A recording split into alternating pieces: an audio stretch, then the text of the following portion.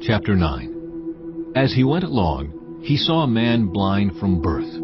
His disciples asked him, "Rabbi, who sinned, this man or his parents, that he was born blind?" "Neither this man nor his parents sinned," said Jesus, "but this happened so that the works of God might be displayed in him. As long as it is day, we must do the works of him who sent me. Night is coming, when no one can work. While I am in the world, I am the light of the world." After saying this, he spit on the ground, made some mud with the saliva, and put it on the man's eyes. "Go," he told him, "wash in the pool of Siloam." This word means sent.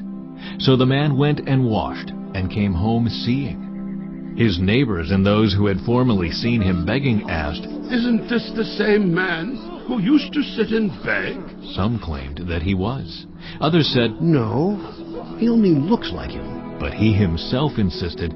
"I am the man." "How then were your eyes opened?" They asked. He replied, "The man they called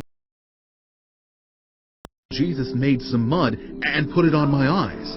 He told me to go to Siloam and wash. So I went and washed, and then I could see." "Where is this man?" They asked him. "I don't know," He said. They brought to the Pharisees the man who had been blind. Now the day on which Jesus had made the mud and opened the man's eyes was a Sabbath. Therefore the Pharisees also asked him how he had received his sight. "He put mud on my eyes, The man replied. and I washed, and now I see." Some of the Pharisees said, "This man is not from God, for he does not keep the Sabbath." but others asked, "How can a sinner perform such signs?" so they were divided. Then they turned again to the blind man. What have you to say about him? It was your eyes he opened. The man replied. "He is a prophet." They still did not believe that he had been blind and had received his sight until they sent for the man's parents. Is this your son? They asked. Is this the one you say was born blind? How is it that now he can see? "We know he is our son, The parents answered. and we know he was born blind, but how he can see now, or who opened his eyes, we don't know. Ask him. He is of age. He will speak for himself." His parents said this because they were afraid of the Jewish leaders, who already had decided that anyone who acknowledged that Jesus was the Messiah would be put out of the synagogue. That was why his parents said, "He is of age. Ask him." A second time they summoned the man who had been blind. "Give glory to God by telling the truth. They said. We know this man is a sinner." He replied, "Whether he is a sinner or not, I don't know. One thing I do know. I was blind, but now I see." Then they asked him. What did he do to you? How did he open your eyes? He answered, "I have told you already, and you did not listen. Why do you want to hear it again? Do you want to become his disciples too?" Then they hurled insults at him and said, You are this fellow's disciple. We are disciples of Moses. We know that God spoke to Moses.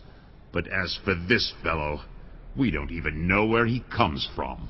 The man answered, "Now that is remarkable. You don't know where he comes from, yet he opened my eyes.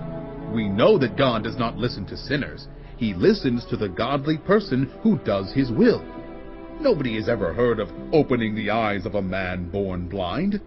If this man were not from God, he could do nothing." To this they replied, You were steeped in sin at birth. How dare you lecture us? and they threw him out.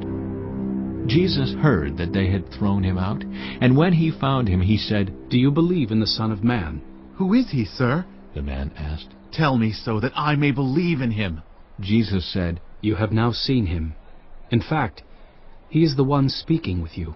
Then the man said, "Lord, I believe." and he worshipped him.